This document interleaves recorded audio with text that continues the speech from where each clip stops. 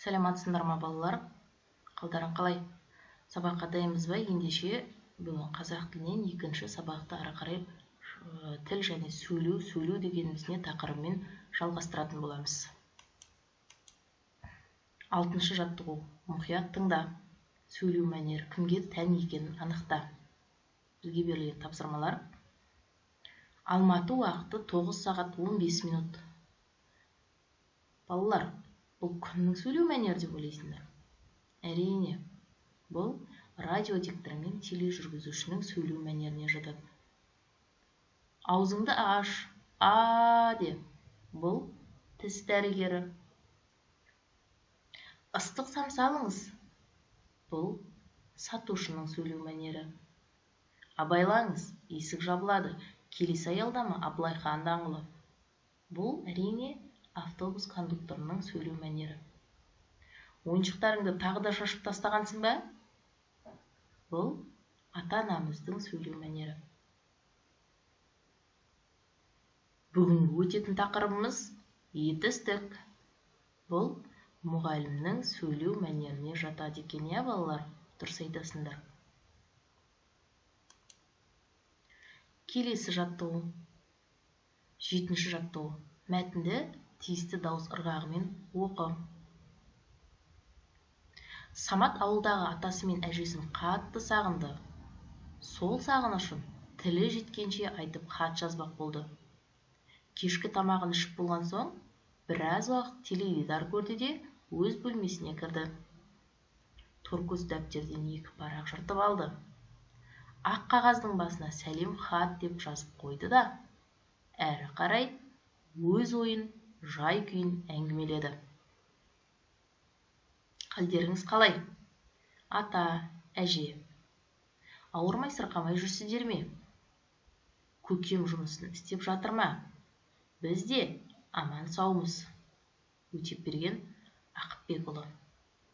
Енді балалар, хатты әрі қарай жалғастырып жазуымыз қажет. Мен сіздерге үлгі ретінде хатты ары қарай жалғастырдым. Ал сіздер өз ойларыңызбен хатты ары қарай жалғастырып жазасыздар, жарай ма балалар?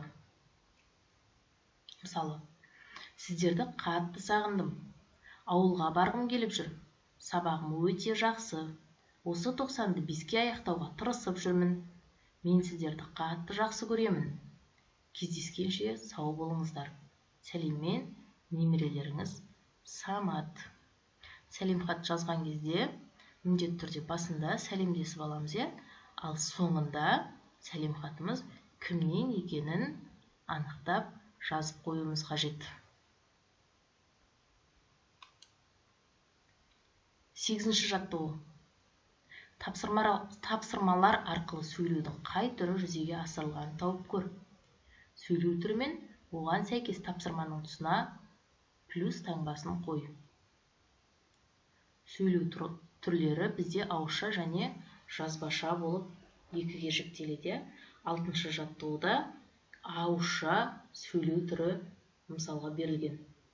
Ал 7-ші жаттығудың бірінші тапсырмасы бұл ауызша, ал екінші тапсырмамыз біздің жазбаша. Себебі бірінші тапсырманы біз оқып тыңдадық, иә?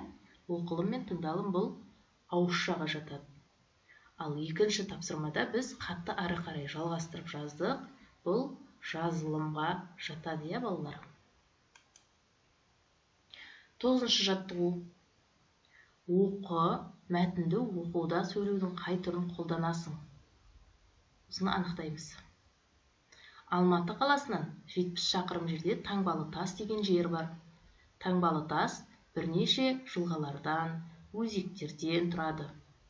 Таңбалы тастың жан-жағында сайлар, ішінде күнге әбден күйген жалпақ гранит тас бар.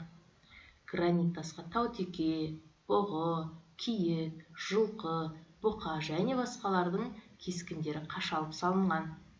Қолдарына ұзын найза ұстап, белдеріне қылыш асынған. Кейбіреулері желбірете ту ұстаған 22 сарбаздың суреті өте әдемі бейнеленген. Аңызға айналған жерлер кітапшасынан алынды. Енді сұраққа жауап берейік. Оқулықта жазылым нұсқасы берілген бізге. Осы жазылым нұсқасын, яғни мәтінді оқу барысында ауызша сөйлеудің оқылым түрін пайдаландық, иә? Ал осы мәтінді тыңдау арқылы біз тыңдалымды жүзеге асырдық. Келесі сұрақ бізге: қарамен жазылған сөздер мәтіндегі сөйлемдерді байланыстырып тұрғанына назар аудар дейді. Сол сөздерді басқа сөздермен алмастырып айтып көр. Яғни біз бұл жерде таңбалы тас және гранит деген сөздерді есімдікпен алмастырып жазатын боламыз. Ол бірнеше жылғалардан, өзектерден тұрады. Оның жан-жағында сайлар, ішінде әбден күйген жалпақ гранит тас бар. Оған таутеке, бұғы, киік, жылқы, бұқа және басқалардың кескіндері қашалып салынған. Келесі сұрақ: алғашқы адамдар суреттердің көмегімен сөйлеудің қай түрін жүзеге асырды? Ойыңмен бөліс. Ойыңды жазбаша сөйлеу бірден пайда болған жоқ, сөйлемнен баста. Жазбаша сөйлеу бірден пайда болған жоқ. Алғашқыда адамдар айтқысы келген ойын суретпен бейнелеген. Мұндай суретті бейнелер ескі үңгір қабырғалары мен тастарда сақталған. Оларда адамдар жан-жануарлар мен құрал-жабдықтарын бейнелеген. Уақыт өте келе суреттер сөздерге ауыса бастады. Алғашында ғалымдар бұл таңбаларды түсінбей біраз зерттеген.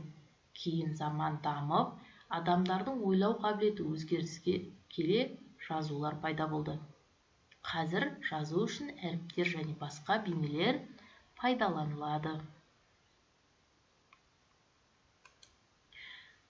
Келесі бізде шығармашылық үзіліс.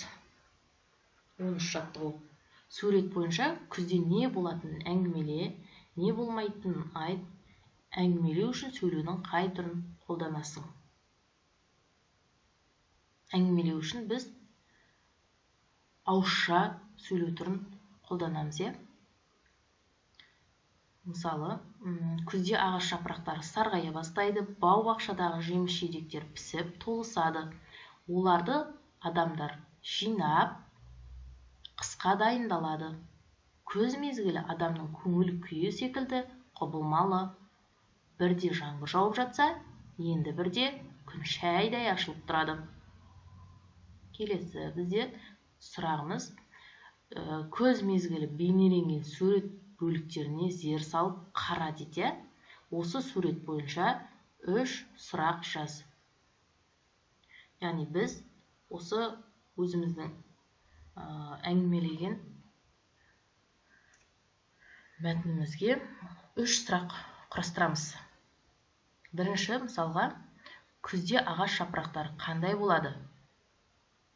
Екінші сұрағымыз: адамдар қысқа қалай дайындалады? Үшінші сұрағымыз: көз мезгілінде ауа райы қалай?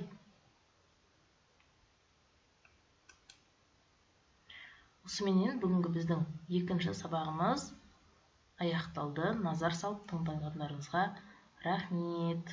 Сау болыңыздар.